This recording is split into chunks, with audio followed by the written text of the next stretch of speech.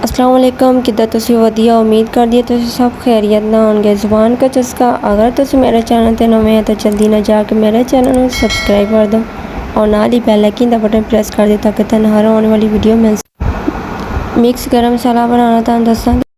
जायफल लिया वा, जायफल दा मैं थोड़ा जिहा टुकड़ा लिया वा, इन्ना ज़्यादा नहीं।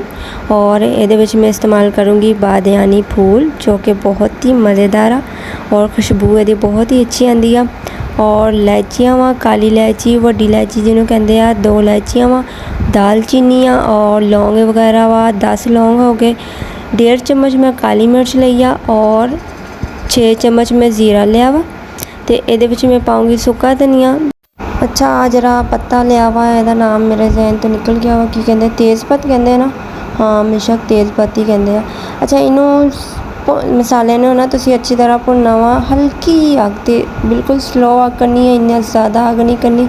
इन्हें सारे मसाले ने तुसी बिल्कुल स्लो अग ते ना भुनना वा, बहुत ही अच्छी ये खुशबू आएगी ना। ये मसाला मैं अपनी कुकिंग वाली रेसिपी ते इस्तेमाल कर दिया। तुहानूं अज मैं अपनी कुकिंग दी रेसिपी दा राज खोल दिता वा जो कि बहुत ही मज़ेदार।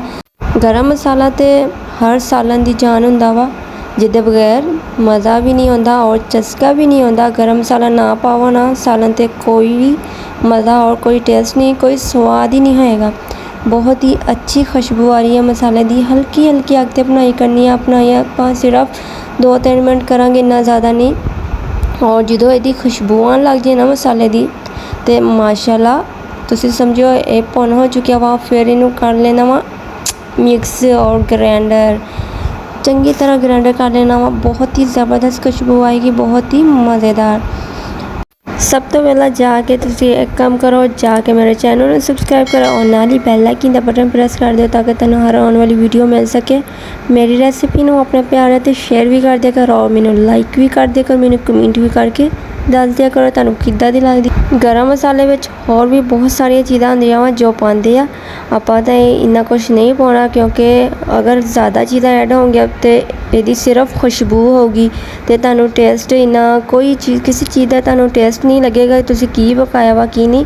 सिर्फ मसाले की सब तो ज़्यादा तेज़ खुशबू होएगी। और ये रेसिपी आ तुहानूं दित्ती है क्योंकि बहुत सिंपल जी आ और यदी खुशबू यदा जायका दोनों तुहानूं मिलणगे, बहुत ही ज़बरदस्त आ। उम्मीद करदी हां तुहानूं भी पसंद आएगा, ट्राई करके ज़रूर देखियो। मेरी रेसिपी ते तां हमेशा यही इस्तेमाल हुंदा वा। माशाल्लाह बहुत ही ज़बरदस्त खुशबू आ रही है। मसाला तो हो गया वा रेडी ज़बरदस्त। और तुहानूं मैं दिखा दिंदी हां ना, इन्ना तुसी जलाना नहीं देना, ये ना होए तुसी ज़्यादा अग करके मसाला सारा ही जला दो और ओहदा टेस्ट कोई भी ना रहे। बिस्मिल्लाहिर्रहमानिर्रहीम, बिस्मिल्लाह दी बरकता। हुण मसाले नूं करांगे ग्राइंडर जो कि बहुत ही ज़बरदस्त, बहुत ही मज़ेदार आ। अच्छा तुसी भी अपने सालन ते हमेशा यही पाया करो, इदी मिक्स कर लिया करो, बहुत ही ज़बरदस्त लगता वा। मसाले की खुशबू जो आन लग जाए उदों समझो मसाले की अच्छी तरह बुनाई हो चुकी है। चलो जी हुण मैं तुहानूं दिखा दिंदी हां। बिस्मिल्लाहिर्रहमानिर्रहीम, बिस्मिल्लाह दिया बरकता, मेरी अल्लाह दी कुदरत, मेरी अल्लाह दी शान। माशाल्लाह ज़बरदस्त, बहुत ही सोहनी खुशबू आ रही है। मिक्स मसाले की रेसिपी बहुत सिंपल जी आ और ना ही तुहाडा इत्थे इन्ना खर्चा होगा, बल्कि तुहाडे खाने का बहुत ही जायका होएगा। और तुहानूं चाहिदा वा कि सिंपल जी रेसिपी ते ना इन्ना खर्चा होवे और जायका भी तुहानूं टेस्ट भी मिल जाए, तुहाडी वाह भी हो जाए। ये मसाले का राज सीगा जो मैं इस्तेमाल करदी हां, मैं तुहाडे नाल शेयर कर लिया वा।